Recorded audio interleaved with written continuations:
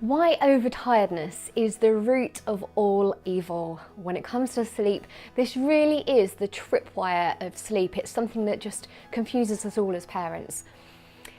Let me give you 5 things you can take away today that will really help you understand this and the whole thing about overtiredness, because it really is quite often the cause of so many sleep problems. So, number 1, keeping a child up or trying to wear them out in hope that that's going to create better nighttime sleep is a myth. You've probably heard terms like sleep begets sleep, sleep breeds sleep, things like that.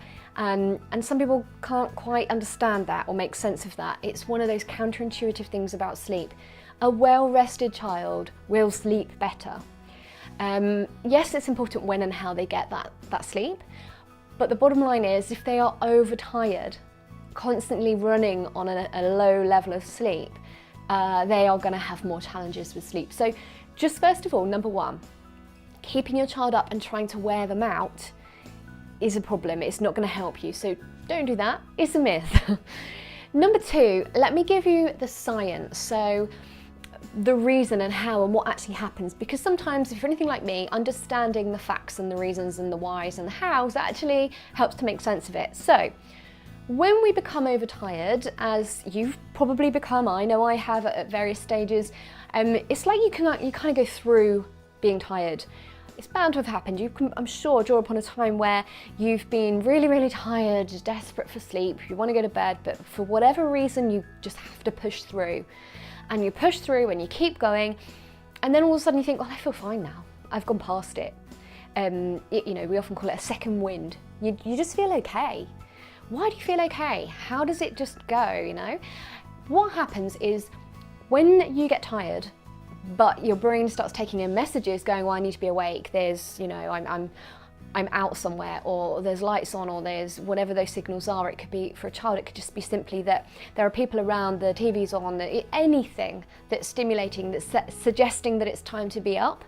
The brain's going to take in those messages, read all of that and go, right, body, we got to wake up. And it releases various hormones to give you adrenaline and to wake you up and to keep you going. So if you're flooded with that, you're going to feel awake, you're going to feel okay, you're going to think, oh, I feel okay again now, and you get your second wind. Same thing happens to babies and young children, and if you imagine that, you know, that release of hormones, it's massively like a shot of adrenaline. It really is. And people describe their children as, oh yeah, they're running around like the Duracell bunny, there's no sign of tiredness. That's because they're overtired. And it's a nightmare when they get into that state, because the actual concept of settling to sleep when they're like that is so much harder. Probably it's hard for them anyway, because a lot of young children struggle with the ability to settle to sleep. But given all this added, you know, chemical release in the body, it's so much harder still. So they've got that to fight against as well. So that's what happens. That's the science behind what goes on chemically when we become overtired. So what are the effects of that? What happens then if this has happened? So you're going to see potentially more difficulty settling to sleep. Now that depends on what stage they're at. It may be that they're so tired they do just conk out with exhaustion. It may be they're not at that point, but they're not in that nice, lovely tired state, but they're in the overtired, hot mess. And that's where you often see your bedtime battles and your meltdowns and just everything's, and you know, a big drama.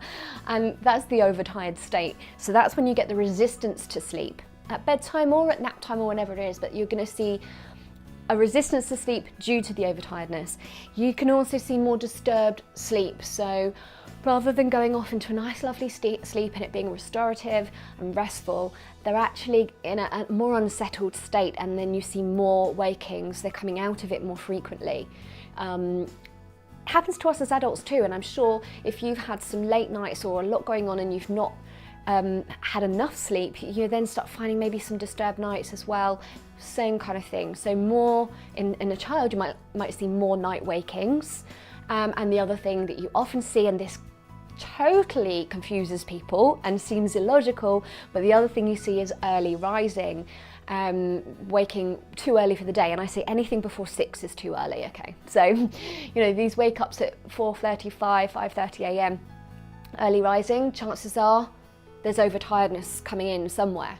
So those are the things you're likely to see: struggle settling to sleep, less restful sleep, more disturbances, and possibly early rising, or for a nap that might be, you know, a shorter nap than they really needed, waking up a bit grumpy and clearly needed a bit more. So those are the things you're likely to see. So the fourth thing I want to give you is when and why this actually comes up. So where could that overtiredness be coming in? How could it be caused? You might be thinking, well, yeah, I get that, makes sense. This happens to us, but my child is going to bed on time, having enough daytime sleep, so how could it be overtiredness? I hear you cry. So let's consider the ways that overtiredness could be creeping in and going a little undetected. So first of all, it could be that they're awake too long in one stretch. So at different ages, they're going to have different capacities to be awake for different lengths of time. Know what that is for your age, for your child's age. So they could be awake for too long in one stretch, going too long a stretch, and that often happens in the last part of the day. So from, if there's a nap still, the nap, or you know, the last nap until bedtime may be too long for them. Going to bed too late is another one. So it could just be quite simply that bedtime's too late and they just need to be going to bed earlier. And that's a really common mistake that we make, because if you've got a lot of challenges with getting your child to go to sleep and you're seeing these battles, so many people think, well, they're not tired then, maybe they need to go to bed later. Or parents go, well, maybe they need less sleep in the day, and they start restricting naps, cutting naps down or cutting naps out. And it makes the problem worse, not better. So bear that in mind too. It could be that bedtime's too late. By giving them more sleep or putting them to bed earlier, you're more likely to actually solve the problem. And the other one that it could be is the just running on a low sleep tank. So maybe you've got these things in check now. Maybe you are happy that, no, that sleep's all structured right, but there has been a sleep deficit that they haven't quite made up, and they're still trying to fill that sleep tank back up to a nice level and maintain it. So it could be they're just constantly running on low. So those are different ways that it could be creeping in. And of course, disturbed nights generally. So it can be a little bit like perpetuating that they're going to sleep too late because they're battling it, they're having disturbed sleep throughout the night, they're waking too early for the day, so you're onto a losing path before you even begin the day. And of course they're going to be overtired. So sometimes initially a big top up and a catch up and a reboot is needed to fill up that sleep tank and then get back onto a nice normal level and normal track. So how can you restore that sleep? My fifth tip for you today: how can you actually restore and bring back those sleep levels so that you can get rid of the overtiredness? First one is awareness. Know how much sleep your child needs. You can get that information from us. We've got so many resources. We can give you the averages. Yes, every child's different, but there's a pretty clear window of roughly what it should look like. So know what that is. Know how much sleep your little one should get and when.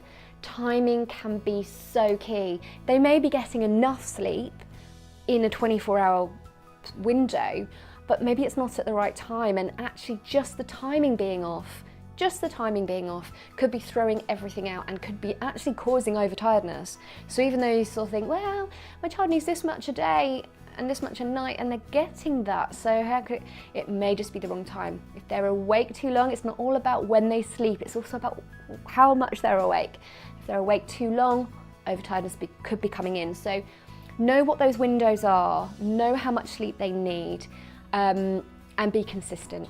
So that consistency, that rhythmicity, so that I'm not talking regimented schedules that mean at 9:23 precisely, I mean, we're not robots, but within a basic pattern, just like most people have a rhythm to when they roughly eat breakfast, when they roughly have lunch, when they roughly have dinner. There's a kind of a rhythm to the day. Same for sleep. Just know roughly when those naps are going to fit, where those awake stretches are going to be, and bedtime being consistent. Once you get into the rhythm, you'll then be more likely to sustain this and keep things up.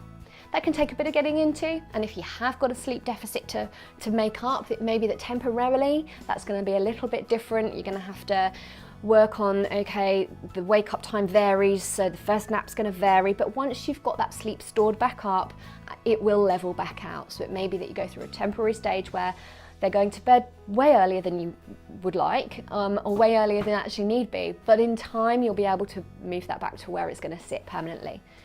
So there you go, 5 steps to figuring out and overcoming the little sleep stealer, which is overtiredness.